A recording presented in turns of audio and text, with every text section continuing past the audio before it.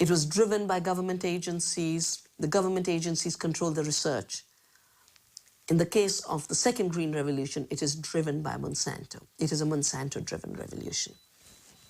The second big difference is that the first Green Revolution did have a hidden objective of selling more chemicals.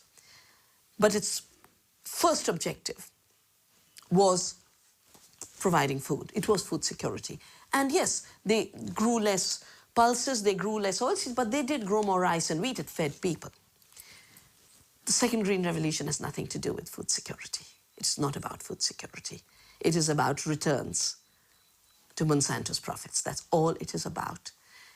They've always said genetic engineering is the way to get to patenting, but patenting is the real aim.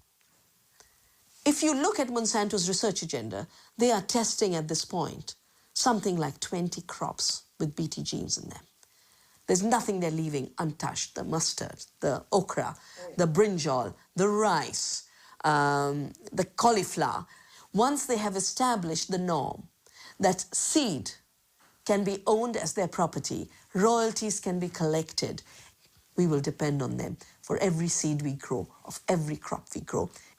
If they control seed, they control food, they know it, it's strategic. It's more powerful than bombs, it's more powerful than guns. This is the best way to control the populations of the world.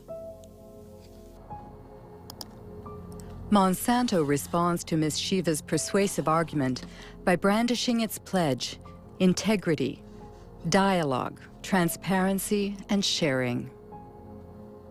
We want to participate constructively in the process by which societies around the world try to develop good answers to those questions. Are the products going to be safe for the environment? How are they going to affect biodiversity? How are they going to affect other plants and insects and birds? What about outcrossing of genes? What happens if genes do outcross into wild species? To me, that means, among other things, listening carefully and respectfully to all points of view. Despite Robert Shapiro's placid demeanor, he has just touched on a subject that greatly troubles GMO opponents: transgenic contamination, which Monsanto prefers to call an adventitious presence that's part of the natural order.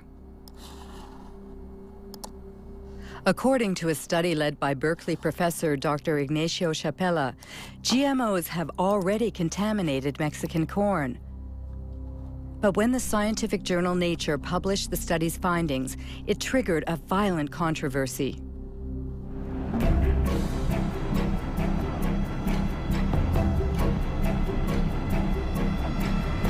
I had been working for 15 years with indigenous communities in Oaxaca, in Mexico, and they had been developing the capacity to analyze their environment themselves. One of my students went to try and train people to detect transgenics. We brought with ourselves a positive control. That was a can of corn from the US that we knew was transgenic. And we were looking for a negative control. And we thought the best negative control is going to be corn from the local places, because we all believed that was the cleanest, the most well-preserved source of corn in the world. So the surprise came when we looked at these samples and we discovered that the samples that we all believed would be non-transgenic had already transgenic DNA within them. It was a very big surprise for us to discover that these land races of corn that were kept by people locally and supposedly maintained over 10,000 years had already been reached by transgenic contamination, mostly from the US.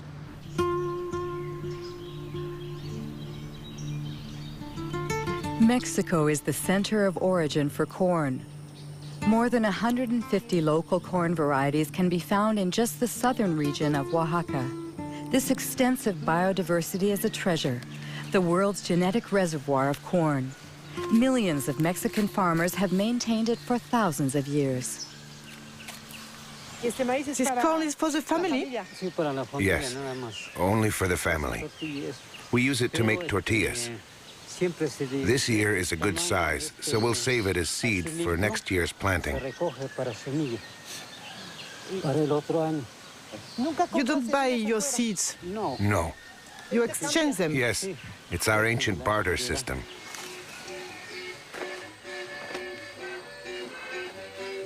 To preserve its corn's diversity, Mexico has banned genetically modified crops.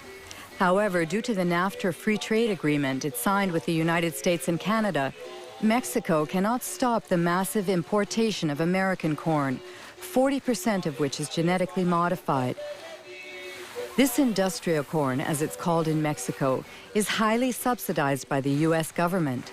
So on local markets, it costs half as much as traditional Mexican corn.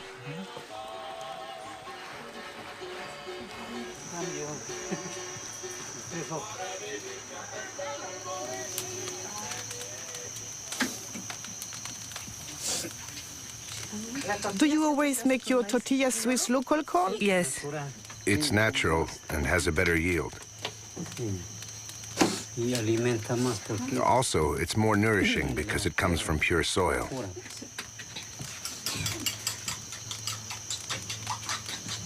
That's blue corn.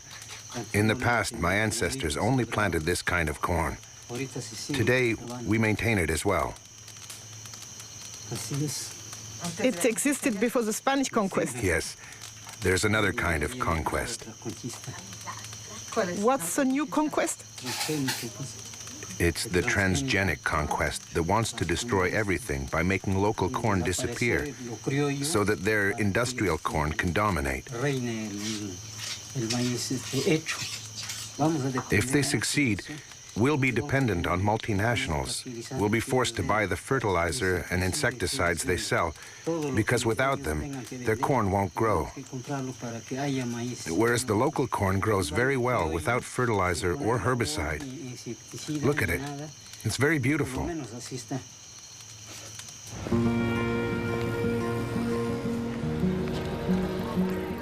Ignacio Chapela's article provoked a violent reaction in Mexico. Since then, the National Ecology Institute has confirmed the contamination of Mexican corn. Roundup Ready and Bt genes have been found in corn from 5 regions of the country. What would happen if bioengineered corn crossed with traditional land races? Dr. Alberas Buya led a study using a local flower. She inserted the same gene in several specimens and then observed their growth.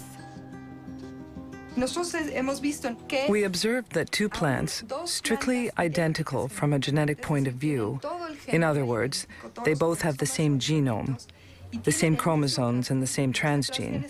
The only difference is that the transgene is located in different places. And well, once they grew, these plants presented a phenotype. That is to say, flower shapes that were very different. Some have flowers that are identical to their natural counterparts, like here, 4 petals with 4 sepals, but others have abnormal flowers with abnormal hair or strange petals.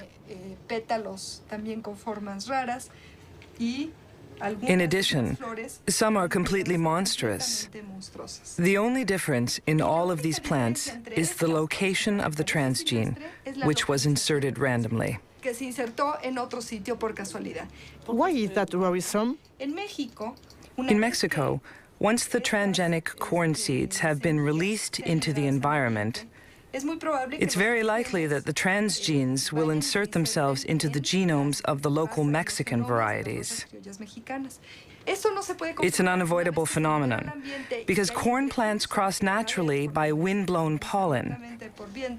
Given that, we fear that the genetic resources of traditional corn will be uncontrollably affected.